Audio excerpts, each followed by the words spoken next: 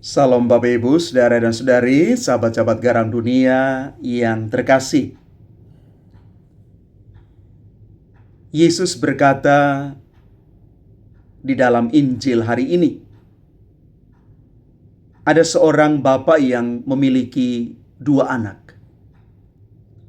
Ia mendatangi anak yang sulung dan berkata, "Anakku, pergilah bekerja di kebun anggur hari ini." Anak itu menjawab, "Tidak mau." Tetapi kemudian ia menyesal dan pergi juga. Lalu bapak itu mendatangi anak yang kedua dengan permintaan yang sama.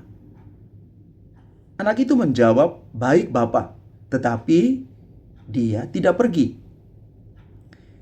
Yesus selalu bertanya kepada para imam kepala dan tua-tua bangsa Yahudi, siapakah di antara keduanya yang melakukan kehendak ayahnya? Mereka menjawab, "Yang sulung."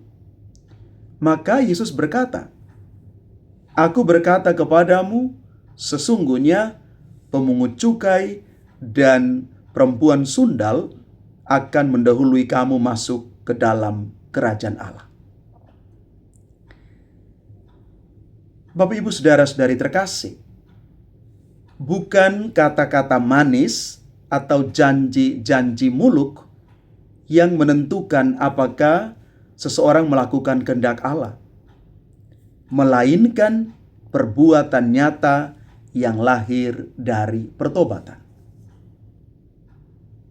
Anak pertama yang digambarkan di dalam Injil hari ini adalah simbol dari orang-orang berdosa yang terang-terangan. Mereka dikatakan di dalam Injil itu adalah para pemungut cukai, para pelacur, dan para pendosa lainnya.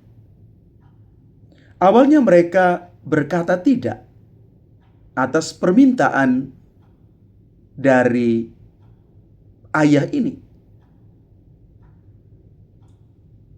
Mereka sungguh mengatakan tidak kepada Allah lewat gaya hidup mereka.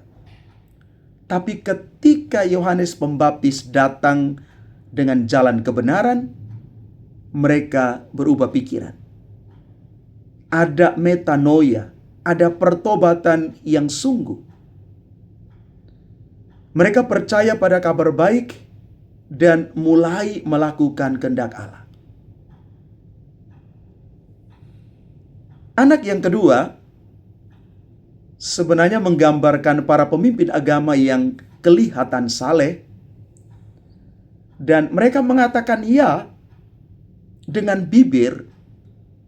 Mereka tahu dengan sangat baik tentang Taurat.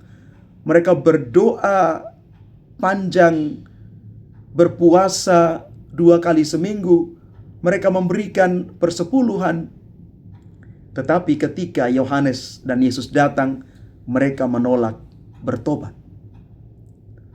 Mereka tetap bangga, tidak mau rendah hati, dan tidak mau mengakui bahwa mereka juga butuh diubah. Maka Yesus berkata demikian, lebih baik awalnya menolak Allah, tetapi akhirnya taat, daripada mengaku taat, tetapi sebenarnya tidak pernah melakukannya. Maka dari Injil hari ini, kita mau menimba inspirasi untuk hidup rohani kita. Jangan puas dengan katakan ya di bibir saja.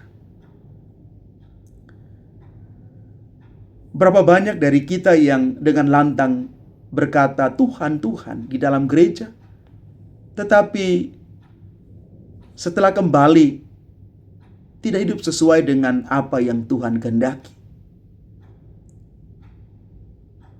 Doa kita lakukan dengan rutin, tetapi perkataan kita kadang-kadang menyakitkan orang lain. Mari kita perhatikan bagaimana kita mengatakan ya itu.